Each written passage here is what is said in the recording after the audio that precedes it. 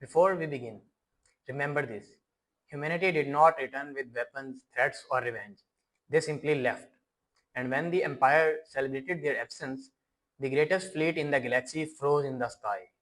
What follows is not a war story. It is the moment an entire civilization discovers what humans had been quietly doing in the dark. The war ended the moment the flagship froze. 1 second, the sky above the Imperial capital burned with victory. Thousands of warships held formation in perfect symmetry, their engines glowing like captured stars while the defeated fleet scattered into the void. The Empire had finally done it. They had forced humanity out, expelled the most unpredictable species in the galaxy, and now the stars themselves seemed to celebrate. Then the flagship stopped. Not damaged. Not destroyed. It simply halted. Every light along its hull dimmed in perfect synchronization, as if something deep inside had quietly decided it was finished. Across the fleet, systems began blinking out one by one, not violently, but with eerie precision. Weapons powered down mid-charge. Shields dissolved without resistance. Navigation arrays went blind. No alarms screamed. No explosions followed. Just silence. For 3 full seconds, the entire Imperial fleet drifted in stillness, suspended between triumph and something far worse. Then a message appeared. It did not come through official channels. It did not request permission. It manifested across every display in every ship, every station, every command thrown in orbit and on the surface below. The same words, perfectly translated, perfectly calm.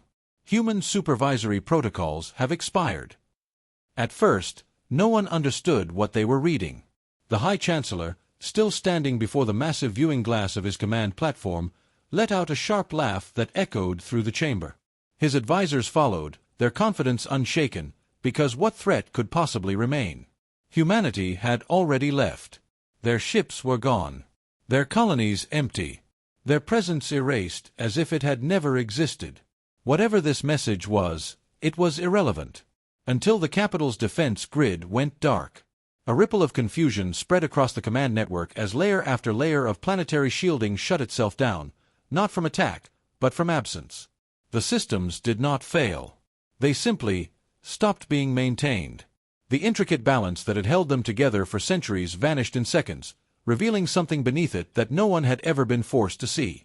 Imperfection. Across the surface, power fluctuations cascaded through cities that had never known instability. Traffic systems desynchronized. Atmospheric regulators began drifting out of calibration. In orbit, supply routes faltered as automated logistics networks hesitated, recalculated, and then stalled entirely. And still, no one understood. "How is this possible?" one commander demanded, his voice tight with disbelief as reports flooded in faster than they could be processed. "These systems are self-sustaining. They have been stable for centuries." No one answered him. Because buried deep within the code, beneath layers no one had ever thought to question, something invisible had been removed. Something that had never been acknowledged. Something that had never asked for recognition. On a lower deck, far from the command chambers, a junior systems analyst stared at her terminal, her pulse quickening as she traced the failures backward. Every error led to the same place. Every breakdown pointed to the same missing variable. A variable labeled with a designation she had only ever seen in minor maintenance logs.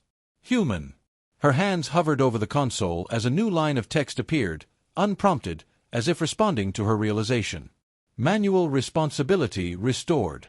She did not understand what it meant. Not yet.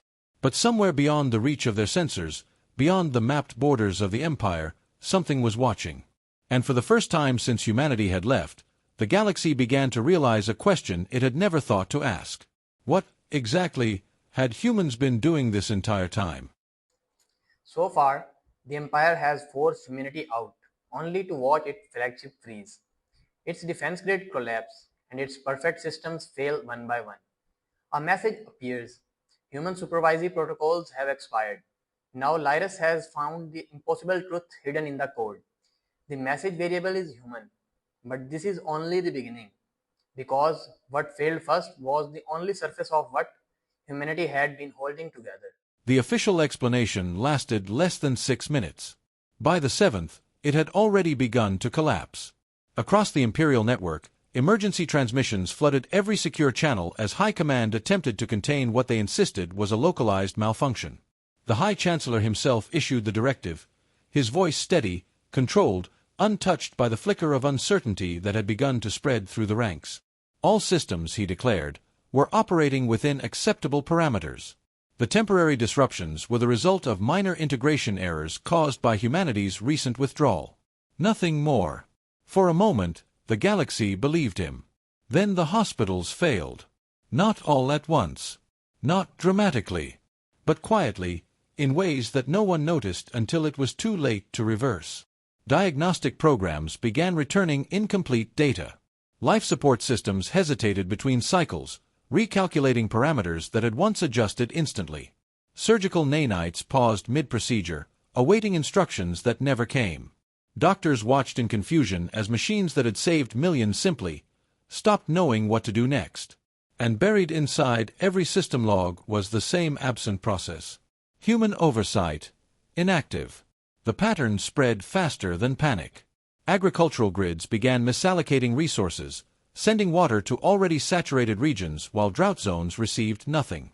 Transport networks rerouted cargo ships in inefficient loops, slowly strangling supply chains that had once functioned with effortless precision. Translation systems, the very backbone of interspecies communication, started introducing subtle errors, harmless at first, then increasingly dangerous as negotiations fractured under misunderstandings no one could fully explain. Each failure seemed small on its own. Together, they formed something terrifying. A dependency no one had ever acknowledged.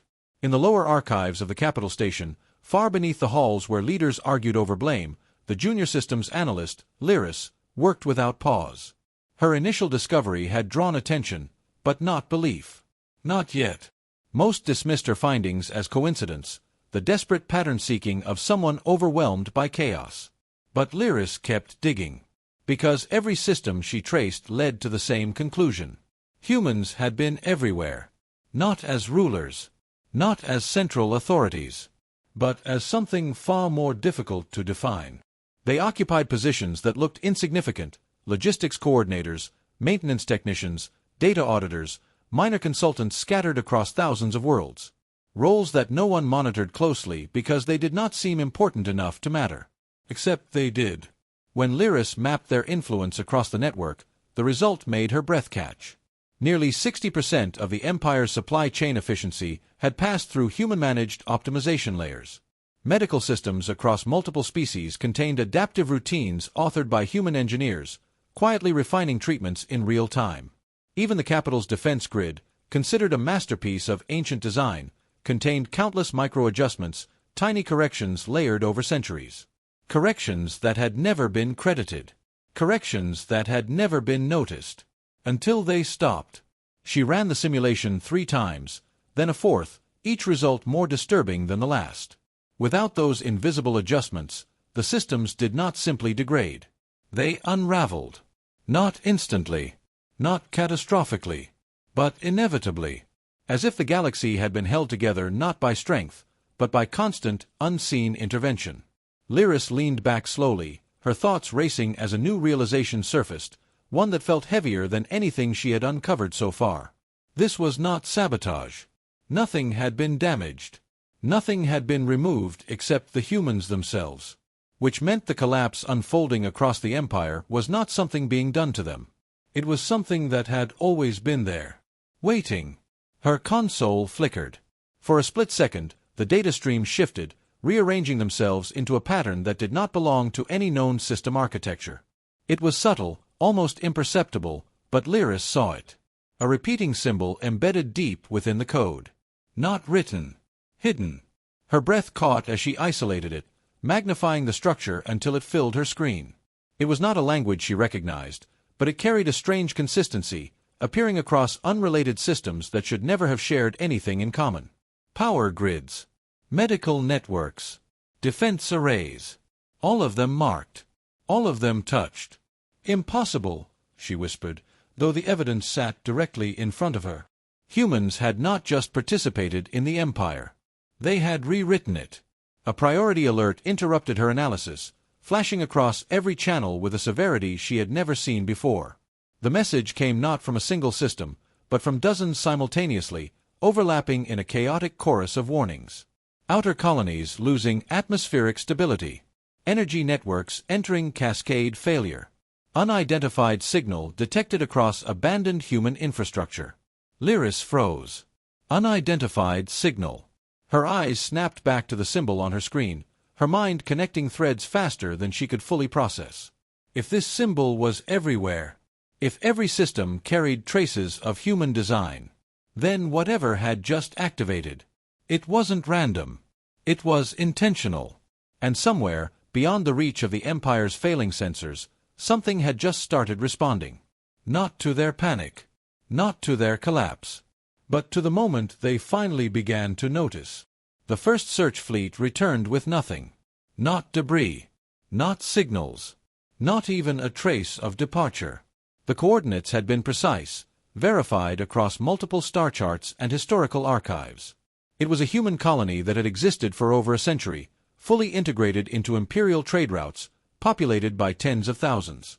Now it was empty. Not abandoned. Empty.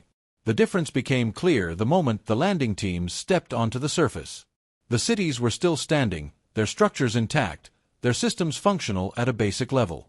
Streets stretched in perfect alignment beneath a sky that showed no sign of disruption. Power flowed through the grid, though unevenly. Atmospheric processors hummed softly, maintaining breathable conditions.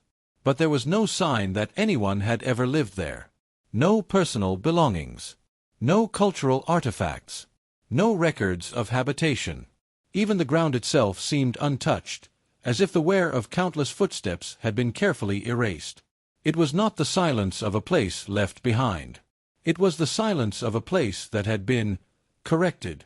The report reached the capital within hours, triggering immediate deployment of additional fleets. One colony could be explained as an anomaly. Two could be dismissed as coincidence. But when the third, the seventh, and then the 12th returned the same results, the narrative began to fracture. Humanity had not fled. Humanity had removed itself. Completely. Lyris watched the incoming data streams with growing unease, her earlier discovery now expanding into something far larger than she had anticipated. The symbol she had isolated was no longer an isolated anomaly. It was appearing everywhere the search teams looked. Carved beneath docking platforms. Embedded within structural frameworks. Encoded into system firmware that predated the Empire's current technological standards. The same shape. The same pattern. The same silent presence. It was not a signature. It was a network. And it had been there the entire time. "What is it?"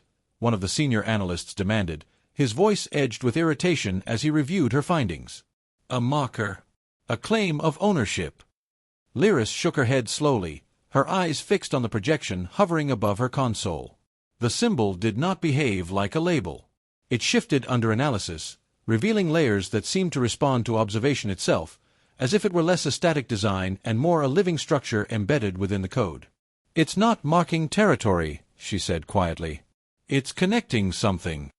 No one liked that answer. Because if it was a network, then the question was no longer what the humans had left behind. It was what they had built. A new transmission interrupted the discussion, cutting through every channel with a clarity that silenced the room. Unlike the chaotic emergency alerts flooding the system, this signal was precise, controlled, and unmistakably deliberate. Origin: unknown. Encryption: none. Message: none. Instead, the symbol appeared again. Not as an image, but as a sequence of shifting data points that pulsed in a rhythm no one could immediately decode. It did not attempt to communicate in any known language. It did not respond to standard decryption protocols. It simply existed, repeating its pattern across every screen it touched. For a moment, nothing happened. Then the failures accelerated. Power grids that had been fluctuating entered full cascade collapse, entire sectors going dark in seconds. Navigation systems across multiple fleets lost synchronization simultaneously, forcing ships into emergency drift.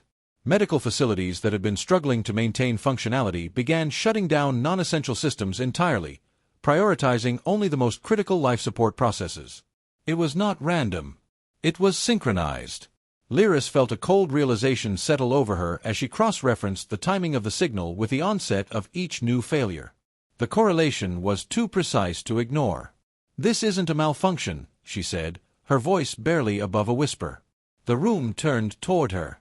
"It's a trigger." Silence followed.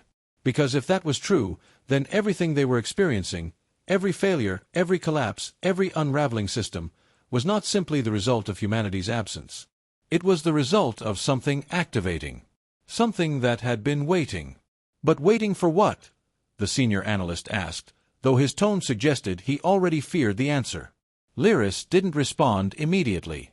Her focus had shifted back to the symbol, her mind racing as she replayed the sequence again and again, searching for meaning in its structure. It wasn't random. It wasn't chaotic.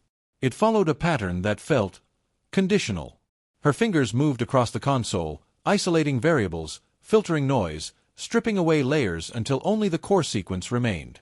And there, buried within the repetition, she found it. A threshold.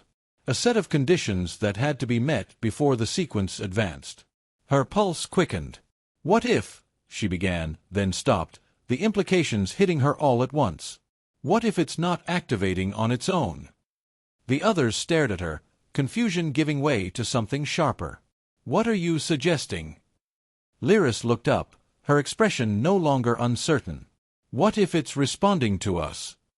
The room fell into a deeper silence than before. Because that possibility changed everything. It meant the failures were not just consequences. They were reactions. And somewhere, beyond the reach of their collapsing systems, something was watching the galaxy struggle and deciding what to do next.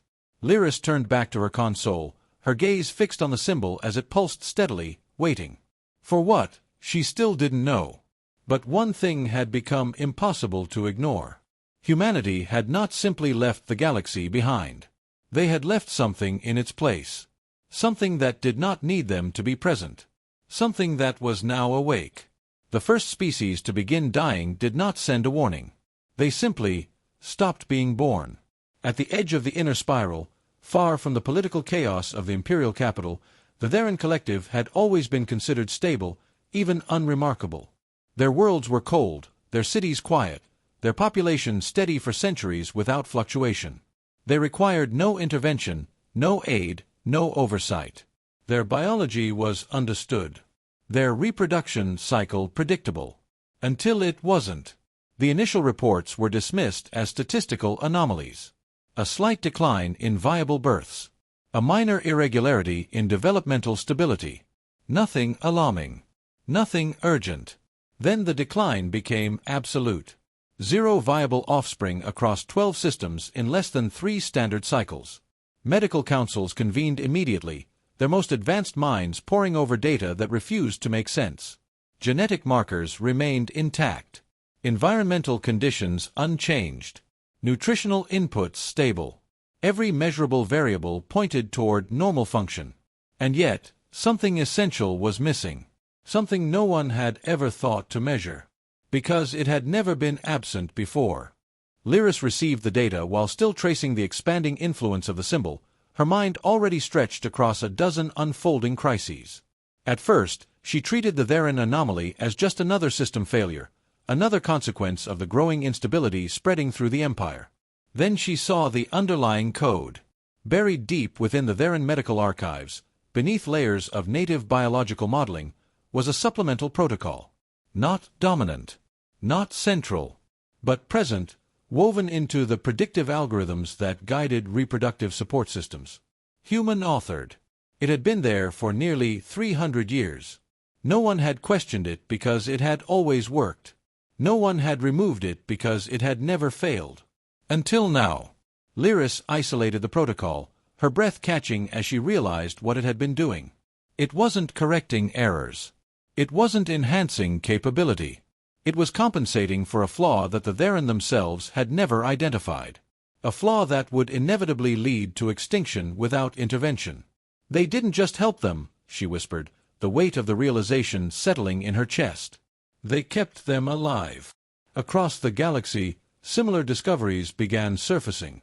The Varelian star forges, once capable of producing near-infinite energy, began collapsing under instabilities no one could stabilize. Engineers scrambled to contain the cascading failures, only to uncover layers of micro-adjustments embedded within the system, human interventions that had quietly balanced energy fluctuations for generations. Without them, the forges burned too hot, too fast, devouring themselves from within.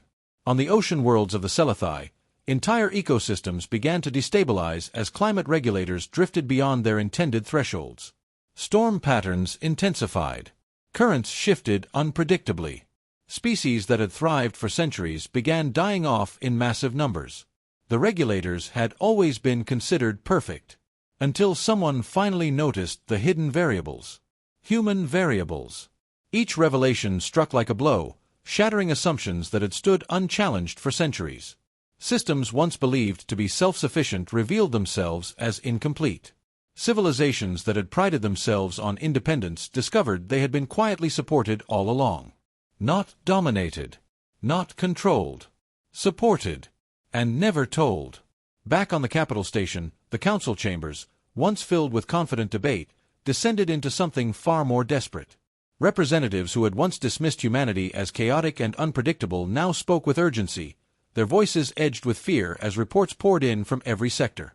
"We are losing entire systems," one delegate shouted, his composure unraveling. "Not to attack. Not to war. To absence." "Find them," another demanded. "Track their fleets. Recover their networks. Do something." But there was nothing to find. Every search returned the same result. Nothing. No trails. No signals. No remnants. Humanity had not just left. They had made sure they could not be followed. Lyris stood at the edge of the chamber, listening, her thoughts racing as the pieces continued to fall into place. The symbol. The network. The synchronized failures. The hidden protocols embedded in systems no one had fully understood. It wasn't random. It wasn't chaotic. It was structured. Deliberate. And that meant one thing. "This was planned," she said, her voice cutting through the rising noise. The chamber fell silent. Dozens of eyes turned toward her, some irritated, others desperate for anything that resembled an answer. "You're suggesting they intended this?" the High Chancellor asked, his tone sharp, defensive. Lyris met his gaze without hesitation. "I'm saying they prepared for it." A ripple of unease spread through the room. "They knew what would happen if they left," she continued.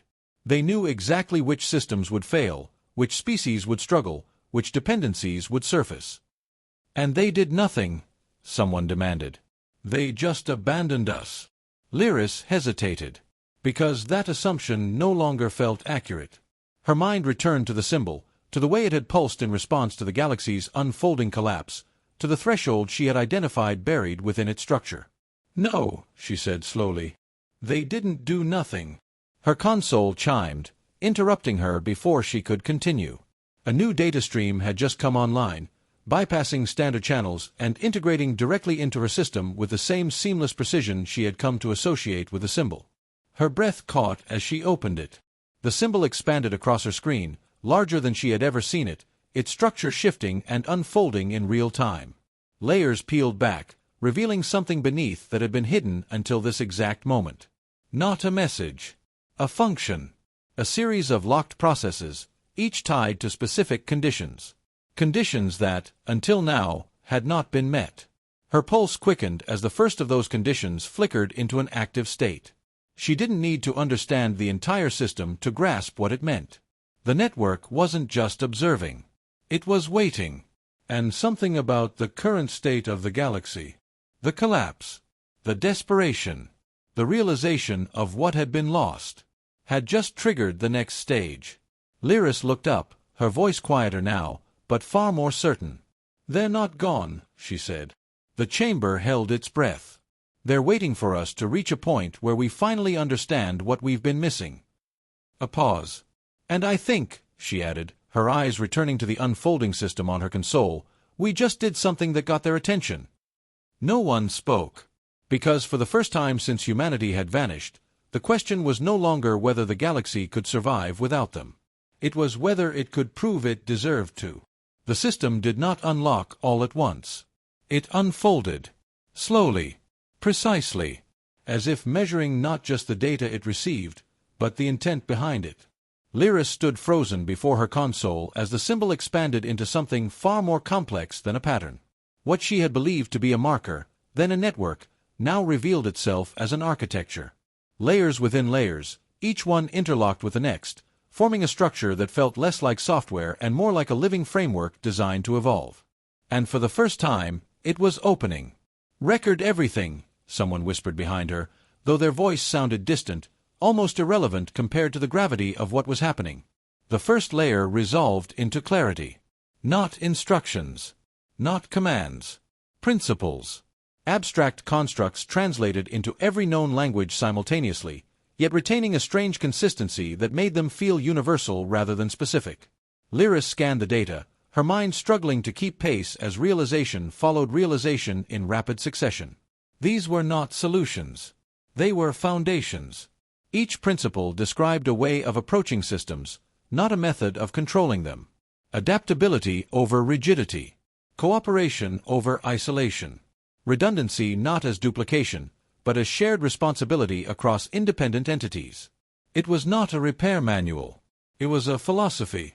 "They weren't fixing things," Lyris said quietly, her voice carrying through the silent chamber. "They were teaching us how to fix them." No one responded, because the implication was too large to process all at once. For centuries, the galaxy had believed that humanity's contributions were technical, that their value lay in the systems they maintained, the efficiencies they introduced, the quiet optimizations that had made everything run smoother without drawing attention. But this was something else entirely. The systems had never been the point. The understanding behind them had been. And no one had ever tried to learn it. The second layer unlocked. This time, the data shifted into something more tangible. Case studies. Historical models. Simulations of past failures across multiple species. Failures that had been quietly prevented by human intervention. Each scenario played out in detail, showing exactly where a system would have collapsed, exactly how it had been stabilized, and exactly why the original design had been insufficient. Lyris felt a chill as she watched. Not because of the failures themselves, but because of what came next. In every case, there was a second version. A version where the humans did nothing. Where the system was allowed to fail. And in those versions, the outcomes diverged. Some ended in collapse. Others in adaptation. And a few, very few, resulted in something stronger than what had existed before. "They were running simulations on us," one of the analysts said, his voice unsteady. "For centuries." "No," Lyris replied, her gaze fixed on the data. "They were giving us chances to learn." The room shifted uneasily, because that interpretation was somehow worse. It meant the failures they were experiencing now were not unexpected. They were anticipated, planned for, prepared. The third layer did not unlock immediately. It hesitated, as if waiting. Lyris leaned forward, her thoughts racing as she tried to identify the condition that had triggered the previous layers. It wasn't time-based. It wasn't tied to system failure thresholds. It wasn't even linked directly to the activation of the symbol itself. It was tied to behavior, to decisions, to the way the galaxy had responded to its own collapse.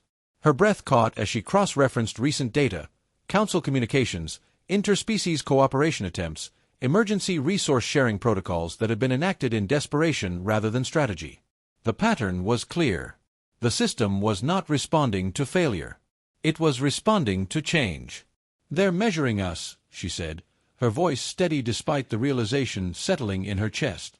"Not our technology. Not our survival rates." She looked up, meeting the eyes of those around her. "Our choices." Silence followed, because that meant the system was not something they could simply activate. It was something they had to earn. A sudden surge of activity rippled through the console as the third layer flickered, not fully unlocking, but shifting just enough to reveal a fragment of what lay beneath. Coordinates. Not fixed. Dynamic. A map that did not point to a location, but to a condition. Lyris stared at it, her mind struggling to interpret what she was seeing. The map shifted in response to incoming data, recalibrating itself based on variables that extended far beyond physical space. It wasn't showing where humanity was. It was showing where the galaxy needed to be, before contact would even be possible. They didn't leave to escape us, someone said, the words heavy with realization. They left to see if we could become something worth returning to. The statement hung in the air, unchallenged, because every piece of evidence now pointed in the same direction. Humanity had not abandoned the galaxy. They had removed themselves from it. Deliberately. Completely. And in their place, they had left behind a system designed not to save anyone, but to force everyone to confront what they had become without them. Lyris felt the weight of that truth settle into something deeper than fear. Something sharper. Because if the system was measuring them, if it was waiting for them to change, then the question was no longer whether humanity would return. It was whether the galaxy could transform fast enough to survive until they did. Her console pulsed again. The symbol shifting. Waiting. And for the first time since the collapse began, Lyris understood the true scale of what humanity had done. They hadn't just left behind solutions. They had left behind a test. And the galaxy was already running out of time to pass it. Now the truth is no longer just frightening, it's humiliating. Humanity did not abandon the galaxy in anger. They left behind a test. Lyris has discovered the symbol, the hidden network, the simulations, and the terrible fact that the system is measuring choices, not technology. But the capital station is beginning to die. And if the council cannot understand humans' lessons fast enough, the test may end before they can pass it. The capital station began to die in layers. It did not collapse all at once. It failed the way everything else had been failing, quietly at first, almost politely, as if giving its inhabitants time to notice what was happening before it became irreversible. The outer docking rings lost pressure stabilization in small fluctuations, forcing ships to disengage early. Internal gravity gradients slipped out of alignment, subtle enough to ignore until entire corridors tilted by degrees that made movement unpredictable. Life support regulators hesitated between cycles, recalculating atmospheric balance without the invisible corrections they had relied on for centuries. Then the core started to drift. Deep within the station, where energy from a dozen star-fed conduits converged into a single regulated output, the primary control system began oscillating between overload and deficit. It was a delicate equilibrium that had always maintained itself, a masterpiece of engineering that no one had questioned in generations. Until now. Emergency protocols activated across every level of the station, drawing the remaining council representatives into a single crisis that could no longer be ignored or delegated. The chamber that had once been a place of argument became something else entirely, a command center not for power, but for survival. And for the first time, no one knew what to do. "We need full system diagnostics," one delegate demanded, his voice strained as the station trembled faintly beneath them. "Stabilize the core before it breaches threshold." "We can't," another replied, frustration cutting through his words. "The calibration algorithms aren't responding. They're incomplete." Lyris didn't need to hear more. She was already moving. The data from Phase 5 burned in her mind as she accessed the core systems, her hands moving with a focus that left no room for hesitation. The principles. The simulations. The patterns embedded in every layer of the human network. They weren't instructions. But they were enough. "What do we have?" she asked, not looking up as she pulled up the failing systems in real time. "Energy output fluctuating beyond safe limits," a Luminar representative answered, its form flickering with instability. "We can contain the surges temporarily, but we don't understand the cause." "Because you're treating it like a closed system," Lyris said, her voice sharp with urgency. "It isn't." That earned her silence. Then resistance. "This station was designed to be self-sufficient," the Corvan engineer snapped. "It does not require external." "It always required external input," Lyris interrupted, cutting through the objection before it could solidify. "You just never knew it." She redirected the display, overlaying the failing system with the human-derived framework she had been studying. The difference was immediate. Where the original design treated each subsystem as independent, the human layer connected them, subtly, invisibly, allowing adjustments in one area to compensate for fluctuations in another. Without that layer, The system wasn't just failing. It was fragmenting. "You're trying to fix individual components," she continued, her voice steady despite the rising tension. "That won't work. The failure isn't local. It's systemic." "And your solution?" the High Chancellor demanded, his patience worn thin. Lyris hesitated for only a fraction of a second. "Cooperation." The word landed like an insult. "You expect us to merge control across incompatible systems?" The Corvan engineer shot back. "That would introduce instability, not reduce it." "It would introduce adaptability," Lyris replied. "That's what the human layer was doing. It wasn't controlling the system. It was balancing it." The chamber erupted into overlapping objections, each species defending its own methods, its own logic, its own understanding of how systems should function. The noise built quickly, rising toward chaos as the station itself shuddered again, harder this time. And then, abruptly, it stopped. Not the failure. The arguments. Because the lights dimmed. Not completely. Not yet. But enough to remind everyone in the room that this wasn't theoretical. This was happening. Lyris took a breath, forcing her voice through the silence that followed. "You don't have to trust each other," she said. "You don't even have to agree. But if you keep trying to solve this alone, the station will fail." No one argued, because the data was already proving her right. The Luminar could stabilize energy flow, but not regulate distribution. The Corvan could reinforce structural integrity, but not predict fluctuations. The Ashanti could optimize data routing, but not adapt to real-time instability. Each piece worked. Individually. Together, they didn't. Unless something changed.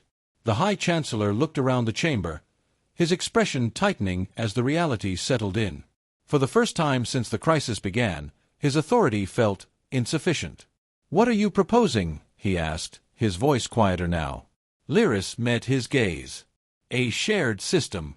The words felt heavier than anything she had said before. "Not control," she clarified. "Integration. Each of you contributes your strength, but none of you operates in isolation. You adapt to each other in real time. That's what the human layer was doing." "And if we fail?" someone asked. Lyris didn't hesitate. "Then the station dies." Silence followed. Then, slowly, reluctantly, the first connection was made.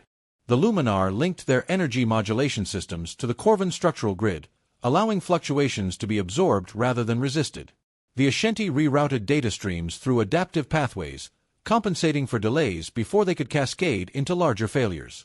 One by one, systems that had never been designed to interact began sharing information, adjusting in ways they had never been allowed to before.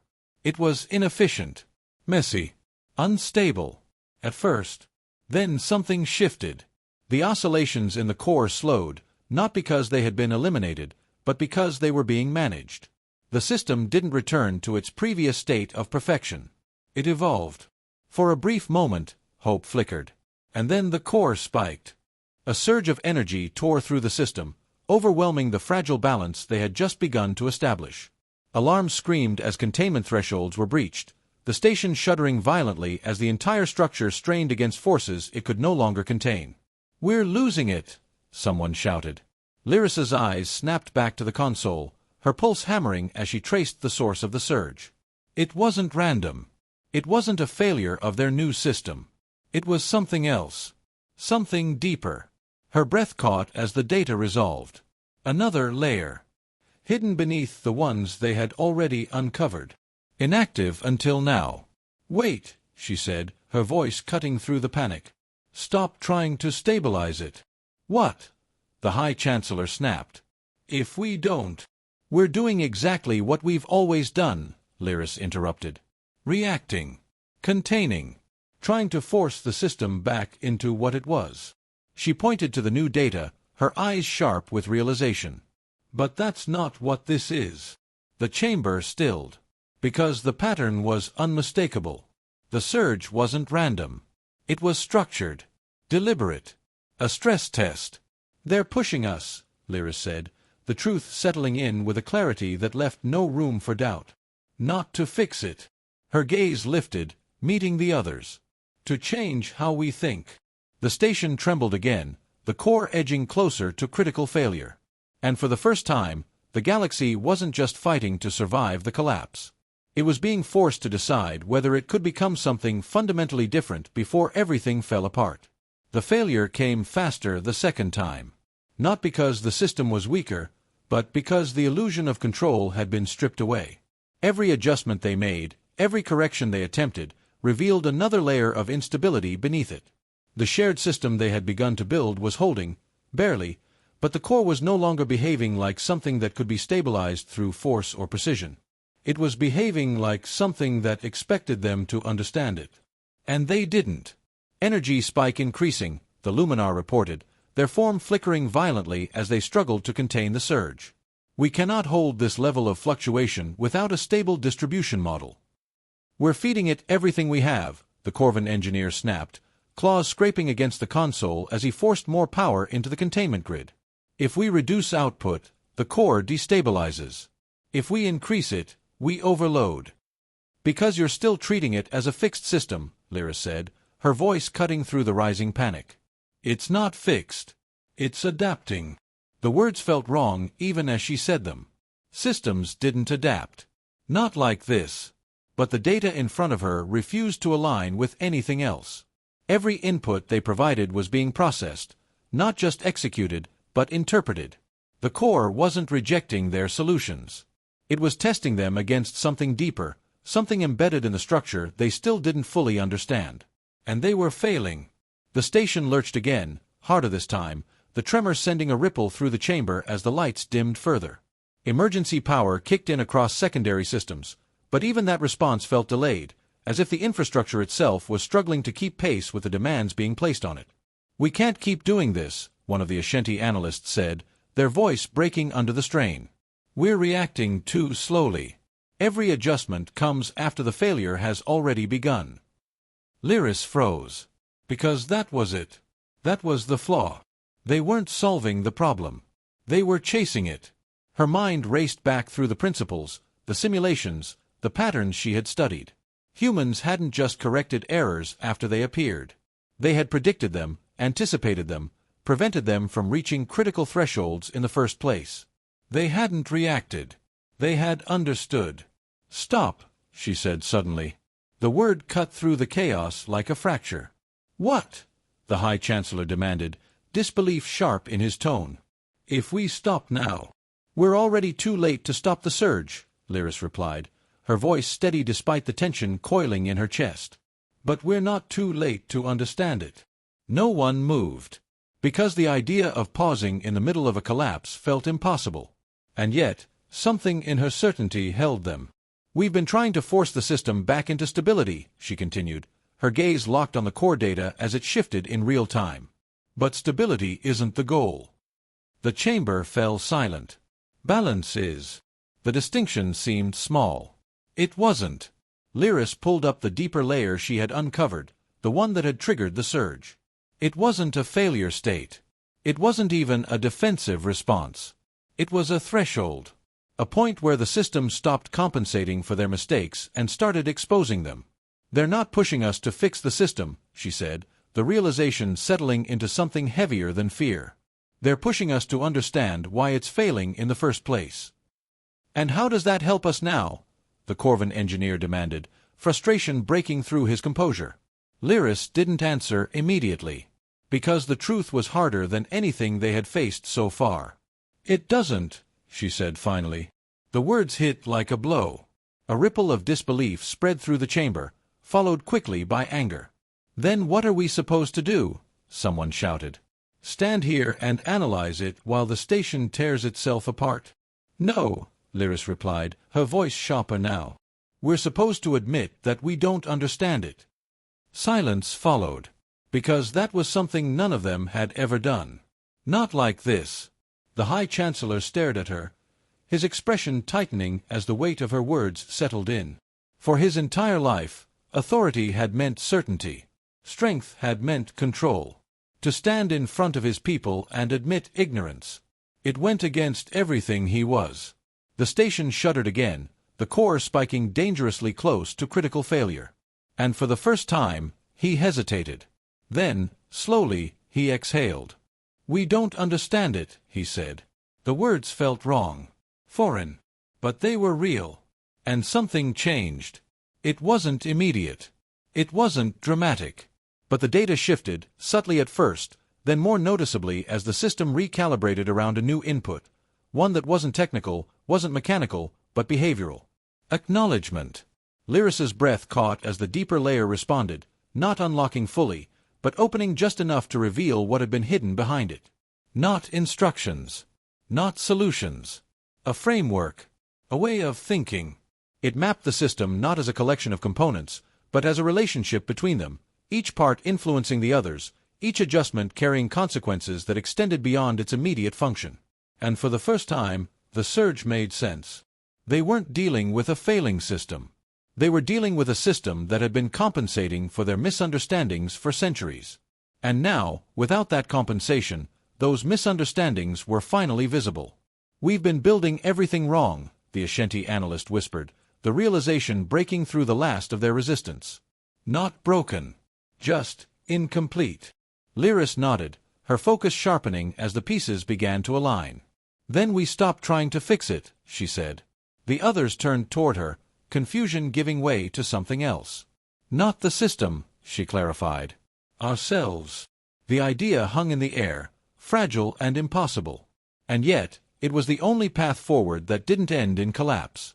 Another surge rippled through the core, stronger than before, the station groaning under the strain as the final threshold approached. They didn't have time. Not to perfect it. Not to solve it. Only to choose. The High Chancellor straightened, his expression shifting into something unfamiliar, something that looked less like authority and more like resolve. "What do we need to change?" he asked. Lyris didn't hesitate. "Everything." The words settled into the chamber just as the core reached critical. And for a single suspended moment, the galaxy stood on the edge, not of destruction, but of transformation. Because the next decision wouldn't just determine whether the station survived. It would determine whether they had learned anything at all. The core did not explode. It stopped fighting them. For a fraction of a second that felt impossibly long, every system in the capital station hovered at the edge of collapse, the energy surging through the core reaching a peak that should have torn the entire structure apart. The alarms faded into a single continuous tone, then into silence, as if even the station itself had run out of ways to warn them. And in that silence, something shifted. Not in the machinery. In them. The frantic adjustments ceased. The forced stabilizations ended. The desperate attempts to control every variable were abandoned all at once, not because they had found a better solution, but because they had finally accepted that control had never been the answer. Lyris stood still, her hands no longer moving across the console, her eyes fixed on the data as it flowed in real time. The system was still unstable. The fluctuations hadn't disappeared. The energy surges were still there, still unpredictable, still dangerous. But they were no longer being resisted. They were being absorbed, shared. The Luminar didn't isolate the excess energy. They redistributed it across connected systems, allowing the fluctuations to disperse instead of build. The Corvin didn't reinforce against the strain. They adapted their structural grids in response to it, letting the station flex rather than fracture. The Ashanti didn't try to force order into the chaos. They allowed their data networks to shift dynamically, prioritizing flow over precision. Individually, none of it should have worked. Together, it did. The core stabilized, not into perfect balance, not into the flawless state it had once maintained, but into something else entirely. Something alive.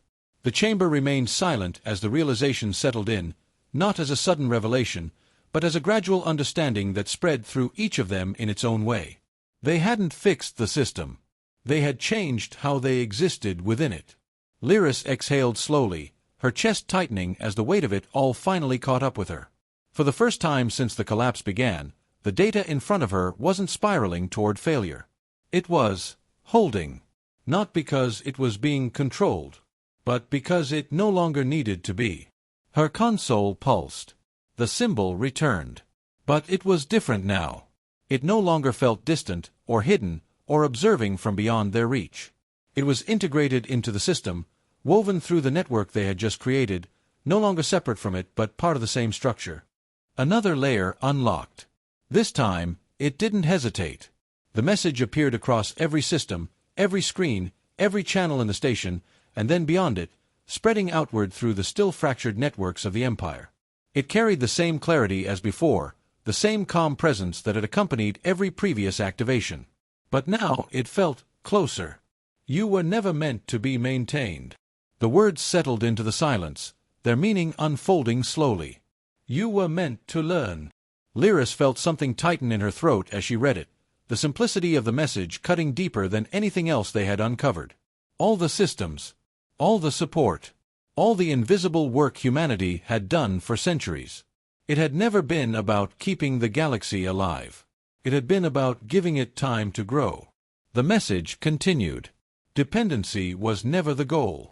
Images followed, brief, fragmented glimpses of systems they now recognized, moments where human intervention had prevented collapse, where unseen adjustments had kept everything running just long enough for someone else to understand what was happening. But they hadn't understood. Not then. Now you begin. The symbol shifted again, unfolding into something new. Coordinates. But not like before. These didn't change. They didn't adapt. They remained fixed, anchored to a point far beyond the mapped boundaries of the Empire, beyond the regions any current navigation system could reach. A location. Not a condition. A ripple of movement spread through the chamber as the implications settled in. "They're inviting us," someone whispered. Lyris didn't respond immediately. Her gaze remained fixed on the coordinates, her mind racing as she compared them to everything she had learned, everything she had seen. The system hadn't unlocked because they had survived. It had unlocked because they had changed. Because they had stopped trying to dominate the system and started working within it. Because, for the first time, they had acted like something other than isolated species clinging to their own strengths. They had acted like a civilization. The High Chancellor stepped forward, his expression no longer defined by certainty or control, but by something quieter, something more grounded. "Is this where they are?" he asked. Lyris shook her head slowly. "I don't think so." He frowned. "Then what is it?" She hesitated, then answered with a certainty she hadn't felt before. "It's where we go next." The chamber fell silent again, but this time it wasn't filled with fear. It was filled with something unfamiliar. Hope. Beyond the station, across the fractured systems of the Empire, the changes had already begun. Worlds that had once operated in isolation were linking their networks, sharing data, adapting together instead of competing. Species that had hoarded knowledge for generations were opening their archives, offering what they knew without demand for control. The process was slow, messy, uncertain, but it was happening. And somewhere, far beyond the reach of their sensors, something was watching. Not as a guardian, not as a savior, but as something else entirely. Waiting to see what they would become. Lyris closed her eyes for a moment, letting the weight of it all settle before opening them again, her gaze returning to the coordinates that now defined their future. For the first time since humanity had vanished, the question wasn't whether they would return. It was whether the galaxy would be ready when they did. And as the engines of the first joint expedition began to power up, built not by one species, but by many, the answer finally felt like something they might earn. And that is the real power of humanity in this story. Not domination, not conquest, not revenge. Humanity's greatest strength was patience, service, and the ability to build systems that taught others how to survive without them. Lyris, the High Chancellor, and the fractured empire finally learned that being saved is not the same as becoming worthy. Humanity did not leave them empty handed. They left them with a mirror, a lesson, and a path forward. Thank you.